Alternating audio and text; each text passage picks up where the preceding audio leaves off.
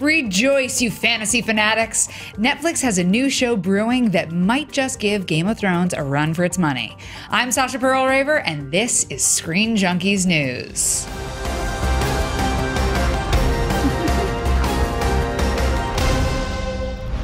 Move over, HBO, because Netflix wants a piece of that fantasy action pie. Deadline is reporting that the streaming giant is developing a drama series based on the popular books turned video game hit, The Witcher. The story follows a Witcher, Geralt of Rivia, a man with supernatural abilities whose actual job is to hunt and kill monsters. And it's freelance, dude, so there's not even health insurance. Here to discuss with me, we have DJ Wooldridge and Charlie Feldman. Hi, guys. We get to talk about video games. They never let us talk about video games. Technically a TV Release show. the Kraken. Okay, fine. Okay, so obviously you're excited. Yes. Yeah. What are you thinking about this, Charlie? Oh, I think this is the perfect thing for Netflix to do. They don't really have a big fantasy series of this sort of like high fantasy. And The Witcher's great because it has really good backstory and lore and storytelling. It's ready for it. I started with Witcher 3. Same. And maybe about a half hour into playing this, I'm like, how has nobody made this their Game of Thrones? How is not like FX or somebody jumped on this to make their own Game of Thrones? And now they are. Well, you're welcome. So this is interesting because the truth is there have been a number of video games that have been made into other properties. Yes. And they haven't succeeded. Almost. Well, movies. Movies, exactly. Movies aren't maybe potentially not the best avenue for these sorts of stories, but TV, they're both kind of episodic. You're going from story to story, from dungeon to dungeon. Yeah. This would be great for it. And that's always what I think has been sort of the argument. Like you have Assassin's Creed, which came out last winter, and like it was pretty rough. You can talk about like Prince of Persia. You can talk about Max Payne. There's been all of these attempts, and I think the argument typically is a film and 2 hours of storytelling isn't enough time. Yeah. What do you think, DJ? I think doing a show, because for a while they were talking about doing this as a movie from the same producer who did the Brendan Fraser Mummy, and it's like, no, you do this as a show because the part that's appealing to me is how blue collar Geralt is. Like it's not like Aragorn where he's supposed to be king or whatever. This is his job. He goes into town, they pay him money, he kills their monsters for them. Yeah, they have job boards like Craigslist. Yeah. You're just like, oh, I feel like hunting down this goblin in the forest. And Yeah, you're like, how much are you gonna pay me? Yeah, give me the money. And if they were making a movie, they would have to.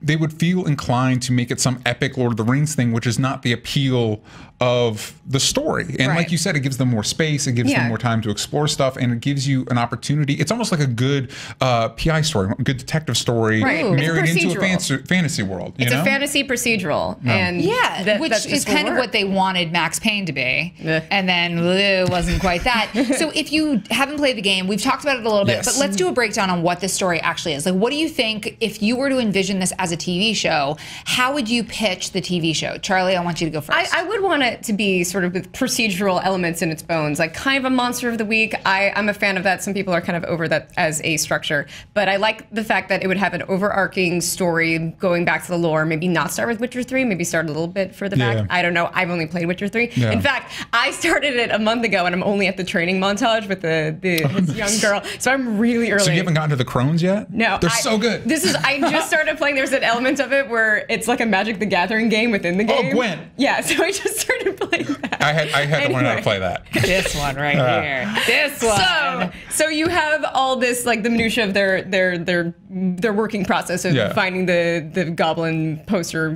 job board and doing that, but also there's an overarching story. Would be nice. Yeah, I think for me, I'd go the opposite, actually. I think I would set it up to where you start off with him going to a town, and it seems like the town has a simple problem.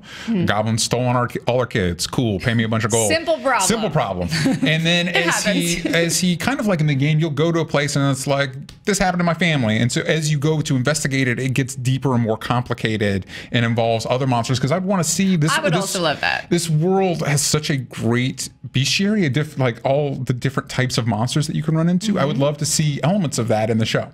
So if you were to say this show is like the elevator pitch, it's this meets this, what would you say it is? Oh my goodness. Game of Thrones is so right there. Yeah. But this is also more high fantasy in a lot of ways than Game of Thrones because it has, again, these things like right out there. Yeah. And there's a little bit of Game of Thrones that was like, we're not like fantasy, we're dark fantasy. This also has the ability to have a lot of good sex position because there's a lot of nudity.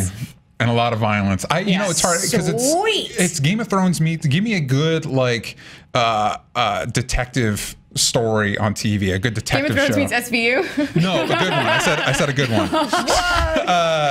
Like a good and maybe that's the thing. We don't really have like a lot of on TV. We don't have a lot of good like, hey, how do I solve this mystery anymore? Because that's a big part of it. Even in the game, you're supposed to like, this is where the person vanished. So you go there and you look for clues. Sure. And that's a really engaging element that I would like to see incorporated. Maybe it's the first season of True Detective. Yeah. Not structurally, but like tone-wise. Tone-wise. And, well, especially in some of the weird mythology that show had. Yeah. That with Game of Thrones, perfect. And it pieces that. I really like your take on it too, where it's just this one through line, one story, one mystery. I think that would be amazing. CSI Westeros. CSI Westeros sounds like a show that I would totally want to watch.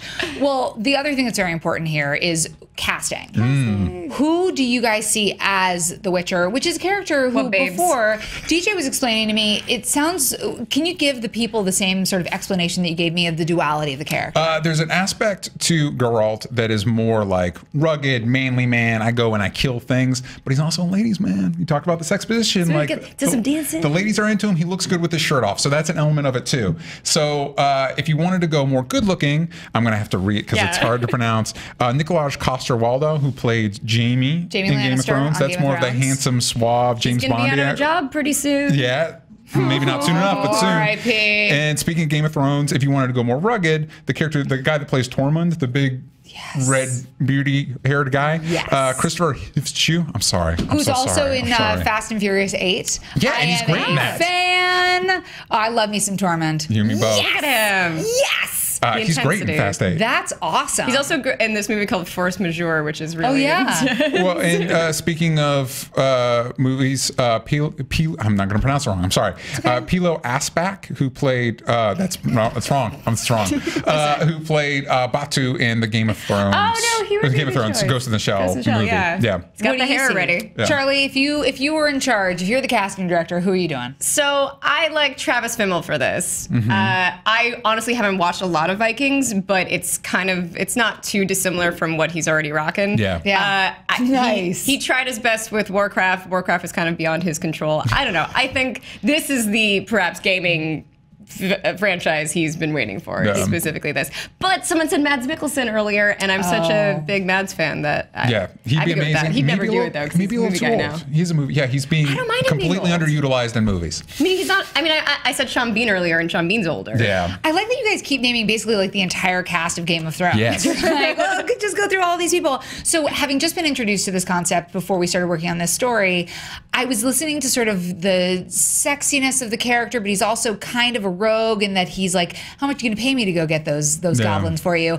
And the person who I saw was Alexander Skarsgård. Yes. Alexander Skarsgård, who I think is just awesome. I love True Blood so much. And I don't know. I mean, not knowing the show that well, or the video game that well, I think he'd be really interesting. The person that we can't even talk about though is, while I was trying to figure out how to say the character's name, Geralt, it was it was Geralt of Rivia, which is basically Geraldo Rivera, if you actually look at it.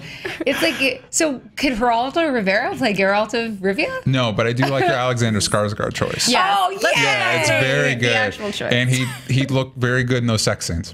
I mean, We no one would be know. upset. And he loves being naked. That was one of the things. I don't blame him. that's If I what looked it like is. him, I would too. Well, if DJ's not up for the part, we want to know who you would like to see play the character in The Witcher. And are you excited for Netflix to take on this fantasy behemoth? Let us know in the comments below. You can tweet us at SJ News. Make sure to like and subscribe. And of course, you can always click here for more Screen Junkies news. Yay, Skarsgård.